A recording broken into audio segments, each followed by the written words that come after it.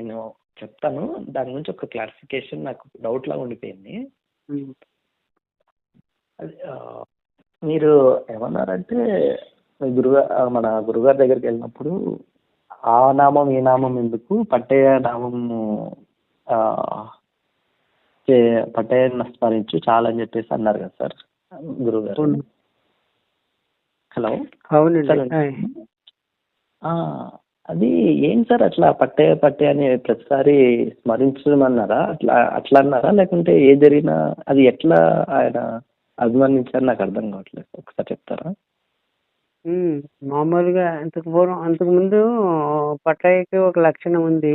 ఓం నమో భగవతే శ్రీ రమణాయ అంటాం మాట మాటికి. ఓం నమో భగవతే శ్రీ రమణాయ భగవాన్ని స్మరిస్తాం, లేకపోతే మంత్రంగా చెప్పుకోవాలంటే ఓం నమో భగవతే శ్రీ రమణాయ అని చెప్పుకుంటాం. లేకపోతే లేదంటే అరుణాచల శివ అని చెప్పుకోవడం అలవాటు ఉంది ఎప్పటి నుంచో. ఓకే ఓకే అట్లా అన్నారా? ఓకే. అలా ఉంటే గురువు గారు ఉపదేశిస్తారు. ఏదో భగవాన్ ప్రస్తావన వస్తూ ఇంకా భగవాన్ని స్మరిస్తే చాలు కదా, ఇంకా ప్రత్యేకించి ఉపదేశసారం ఇదంతా చదివి పని ఉంది. భగవాన్నే ఉపదేశసారం, భగవాన్ హృదయం అంటున్నారు కాబట్టి భగవాన్ని స్మరిస్తే సరిపోతుంది కదా అని అన్నామండి. భగవాన్ అంటే ఉన్నత నిలబడి ఉంది కదా, ఉన్నత నిలబడి అనేది భగవాన్ హృదయం అని కదా చెప్తున్నారు. ఉన్నత నిలబడి భగవాన్ హృదయం అయినప్పుడు ఉన్నత నిలబడి అర్థం అవ్వాలంటే భగవాన్ని స్మరిస్తే సరిపోతుంది కదా, భగవాన్ని స్మరిస్తే చాలు కదా అంటే భగవాన్ని కూడా స్మరించక్కర్లేదు, పట్టయ్యాన్ని స్మరించండి చాలు అన్నారు.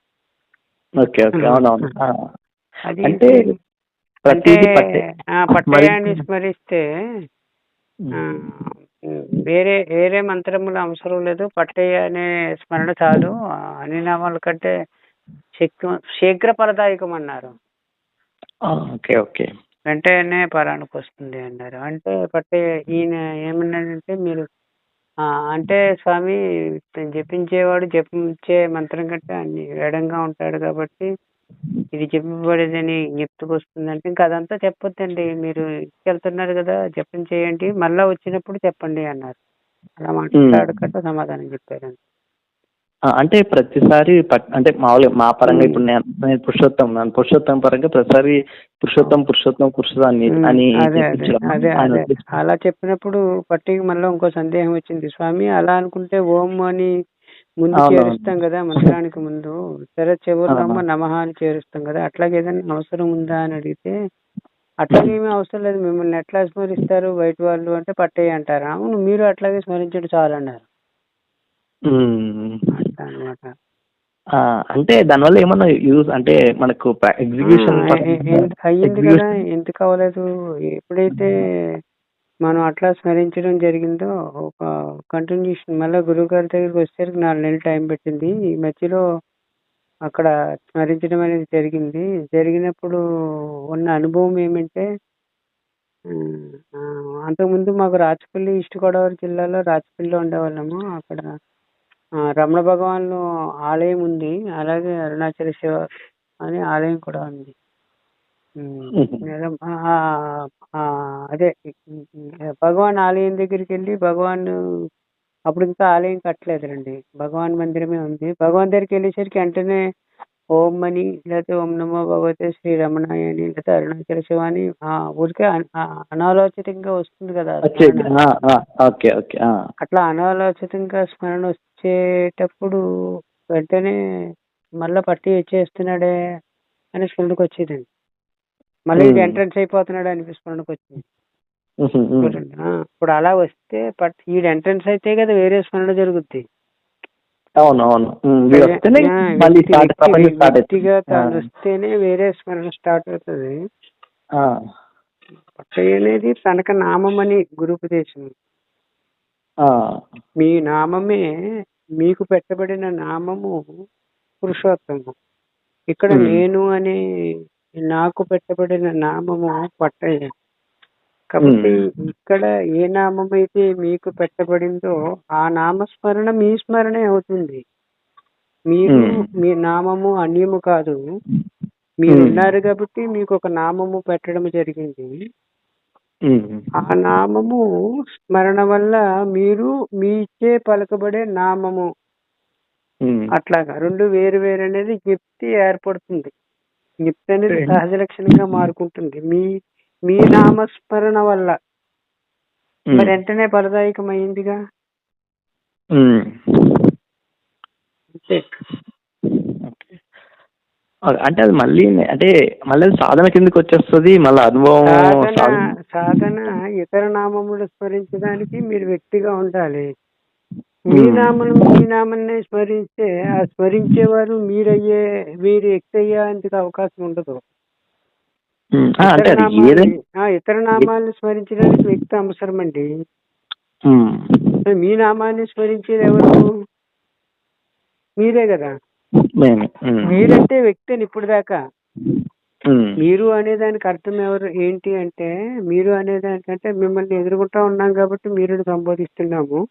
నేను సంబోధించుకున్నప్పుడు నేనే సంబోధించుకుంటాను కదా. మిమ్మల్ని మీరు సంబోధించుకునేటప్పుడు నేనే సంబోధించుకుంటాను. కాబట్టి మీరు మిమ్మల్ని ఎదురుగా ఉన్నారు కాబట్టి నేనని సంబోధించడమే మీరని సంబోధించడంలో కూడా అర్థం ఉంది. కాబట్టి మిమ్మల్ని మీరు నేనని సంబోధించుకోవడంలో దాని అర్థం ఏమంటే, నేనంటే నేననే వ్యక్తి అని కాదు. అవును. కానీ నేననే అనుభవాన్ని వ్యక్తిగా చూసుకోవడం వల్ల, వ్యక్తిగా భావించడం వల్ల, లేక వ్యక్తిగా అనుకోవడం వల్ల వ్యక్తి అయిపోయారు అంటున్నారు. నేననే అనుభవం ఉంది సహజంగా. ఆ నేనిచే చూడబడుతుంది మీతో సహా సకలముని. మీచే చూడబడుతుంది కదండి, మీతో సహా సకలము. ఆ చూడబడే దాంట్లో భాగంగా కదా మీరున్నారు ఇప్పుడు వ్యక్తిగా. అవును. ఆ వ్యక్తికి పెట్టబడిన పేరు పురుషోత్తము. వ్యక్తిగా మీరుగా ఉన్న మీరు వ్యక్తిగా ఉద్భవించారు కాబట్టి, అంటే సృష్టిలోకి వచ్చారు కాబట్టి మీకు ఒక పేరు పెట్టబడింది మీ తల్లిదండ్రుల చేత. అవునవునండి. ఆ నామము మీకు పెట్టబడిన నామమే. పురుషోత్తం అనే నామము మీకు పెట్టబడిన నామమే కానీ మీరు వ్యక్తిగా ఉన్న వారికి కాదు. వ్యక్తి అనేది మీకు తోడుగా అన్నమాట. నిరాకార తత్వమైన తాను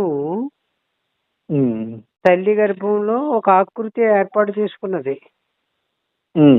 ఆకృతి ఉండడానికి ఆధారమైన తానుంటే కదా ఈ ఆకృతి ఉంటుంది. అవునండి. తాను లేకుండా తను ఎందుకుంటుంది? కొత్త తను ఉండదు కదండి తాను లేకుండా. కొత్త తనువునే కదా శవం అంటున్నారు. మరి తనువుగా ఉన్నది ఎవరంటే తానే కదా. కాబట్టి తనువుగా ఉన్నది తానే కాబట్టి తనకు పెట్టబడిన పేరే తనువుగా వచ్చారు కాబట్టి మీకు ఒక పేరు పెట్టారు అనమాట తల్లిదండ్రులు. ఆ పేరు మీదే కదా. అనేక కోటి బ్రహ్మాండ నాయకాయ నమః అనేక అనేక అనేక నామములు కలిగిన వారు, సహస్రనామములు కలిగిన వాడని భగవంతుడిని అంటారు కదా. అన్ని నామములు తనమైనప్పుడు తానే అన్ని నామములు ధరించి ఉన్నప్పుడు ఈ పురుషోత్తమైన నామం ఎవరిది? తనదే కదా అవుతుంది. తనదే అవుతుంది. అంతేకాదు తన నామాన్ని తాను స్మరించడం అనేది ఆ నామము కలిగిన వారికి చెప్పబడిన మాట. నామికి చెప్పారు. నామి వ్యక్తి కాదు, నామము కలిగిన వారు. కానీ వ్యక్తి అనుకుంటే వ్యక్తి అయిపోతున్నారు. ఓకే. ఇప్పుడు మీరు అంటే అక్కడ పట్టయ్య అన్న అన్ని నామాలతో ఉన్న నామం అంటే నామములు తనవే. అందుకే అనేక నామములు, అనేక బాహువులు, అనేక ఉదరములు, అనేక వక్రములు, అనేక నేత్రములు అంటే ఎన్ని రూపములు ఉంటే అన్ని నామములు ఉన్నాయి తనకు. ఉన్నాయి. ఓకే. సో ఇప్పుడు వాటిల్లో కొన్నిటిని మనం గుర్తించి సహస్రనామాలని పిలుచుకుంటున్నాం. విష్ణు సహస్రనామాలని. అమ్మవారైతే లలిత సహస్రనామాలు. అంటే కొన్ని నామములు మాత్రమే కలిగిన వాడా దేవుడు అంటే? అది అపహాస్యంగా లేదా? అన్ని నామములు కలిగిన వాడు కదా దేవుడు అంటే. అవునవును. అవును సార్. అంటే ఇప్పుడు మనము పట్టయ్య అన్న పురుషోత్తం అన్న భగవద్ నామం స్మరిస్తున్నట్టే. అవును. ఓకే. స్మరించేవాడు వాడి ఉంటేనే స్మరింపబడేది ఉంటుంది. స్మరించేవాడు లేకపోతే స్మరింపబడేదానికి ఉనికి ఉండదు. ఆ ఉనికి స్మరించేదే. స్మరించేవారిదే. ఓకే. ఓకే. అంటే అప్పుడు స్మరింపబడే దృశ్యములో భాగమైనది వ్యక్తిది కాదు. హుహు. వ్యక్తికి ఒక పేరు ఉందండి. అది రూపుదిద్దుకున్న తర్వాత ఒక పేరు వస్తుంది. ఆ పేరు తనదే.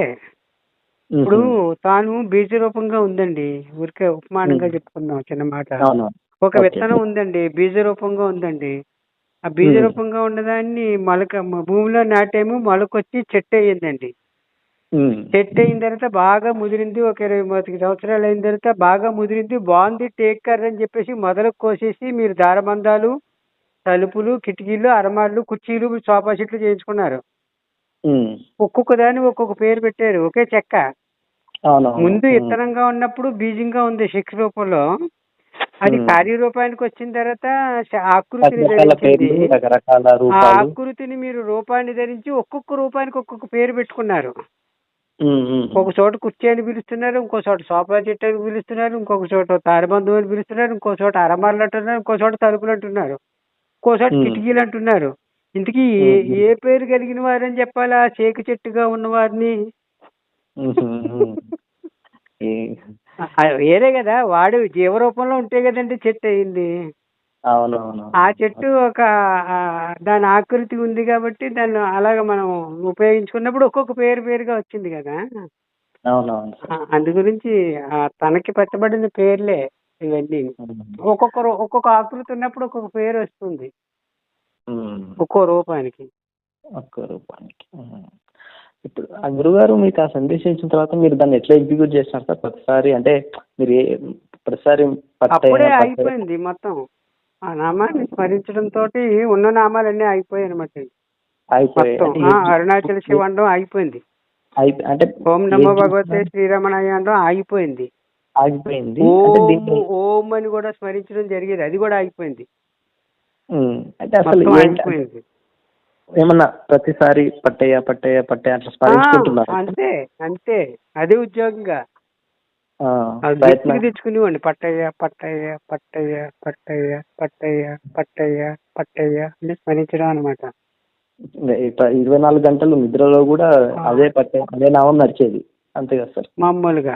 నిద్రలో అని కాదు. నిద్రపోతే ఇంకా ఈ ప్రపంచం ఉండదు గదా! ఉండదు. ప్రపంచ అంటే స్మరణకొచ్చిన తర్వాత పట్టయ్య స్మరించడం అనేది జరిగేసరికి ఏమైందంటే చివరికి అప్పుడు భగవాన్ దగ్గరికెళ్ళాం. అప్పుడు భగవానుడిని స్మరించాలి. గురూపదేశం ఏంటి పట్టయ్య అని అయింది. భగవాన్ దగ్గరికెళ్ళినా పట్టయ్య స్మరించడం అని ఒక్కొక్కసారి తెలియకుండా భగవాన్ అనో, ఓం అనో వచ్చేది. వస్తే మళ్ళా ఈడొచ్చేసాడురా అనిపించేది వెంటనే. అది ఈడు ఎంట్రన్స్ అయిపోతున్నాడు రా అని. అంటే అవునవునవును. ఈడు ఎంట్రన్స్ అయితే కదా మరి భగవాన్ అన్నో, ఓం అనో అంటాము. అవునవును. ఆ! అది వెంటనే తెలిసేది ఆన్ ది స్పాట్‌లో. అవునవునవును. అరుణాచల శివ అవునవును. అంటే ఈడు ఎంట్రన్స్ అయిపోతున్నాడు అని తెలిసేది. ఆ! అలా తెలియడానికి తన నామము తాను ఉచ్చరించడము హ్మ్. హ్మ్. ఎవరు హ్మ్. ఎంటర్ అవ్వకుండా అక్కడే గేట్ సిద్ధి ఏసేస్తారు. సిద్ధి పట్టయ్య సిద్ధి అంటే అక్కడితో క్లోజ్ అనమాట. ఆ! పట్టయ్య అనే నామము కలిగిన వాడే అన్ని నామములు కలిగిన వాడుగా ఉన్నాడు. హ్మ్. కాబట్టి మీరు మీరు ఎడంగా ఉన్నట్టు కదా లెక్క సాక్షిగా. హ్మ్. హ్మ్. హ్మ్. హ్మ్. నామము కలిగిన వారుగా ఉన్నారు కదా! హ్మ్.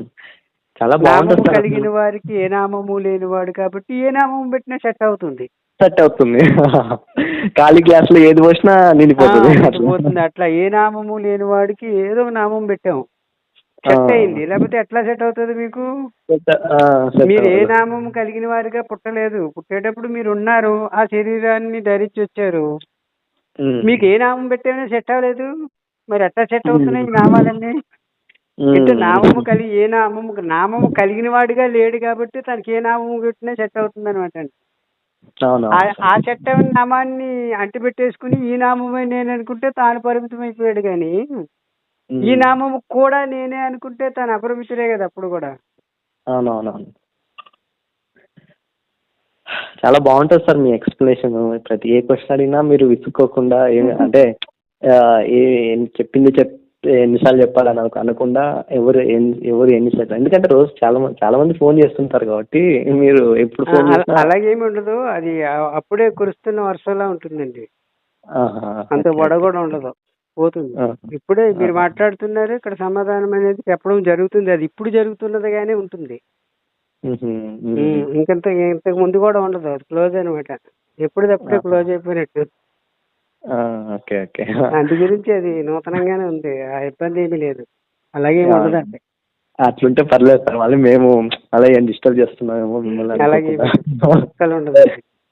ఆ, ఆ. సరే. సార్ మీరు హైదరాబాద్ ఎప్పుడైనా వస్తప్పుడు చెప్పండి సార్, ఒకసారి ఫోన్ చేయండి సార్. వస్తున్నామండి. ఈ నెలాఖరు 28 బయలుదేరుతున్నాము. మీరే అవునా సార్? గుర్తుపెట్టుకోండి, 29 చేయండి ఒకసారి నాకు. నేను అక్కడ ఉన్నాను చెప్తాను. 29 ఓకే 29 అక్కడే ఉంటాం, 4-5 రోజులు ఉంటాం అక్కడే హైదరాబాద్ లో. ఓకే ఎక్కడ ఓకే. ఉంటాం షెడ్యూల్ ఏంటో అనేది అక్కడికి వెళ్ళిన తర్వాత చెప్తాను. అవునా, ఓకే. సరే, నేను ఎల్బీనగర్లో ఉంటాను. ఒకవేళ మీరు ఎల్బీనగర్ అక్కడ అంటే రావచ్చు, అదే వైపుల్లో రావచ్చో తెలీదు నాకు. నేనైతే ఒకసారి కాల్ చేస్తాను సార్, 28 అట్లా. చేస్తే నేను ఎక్కడ ఉన్నదని మీకు చెప్తాను.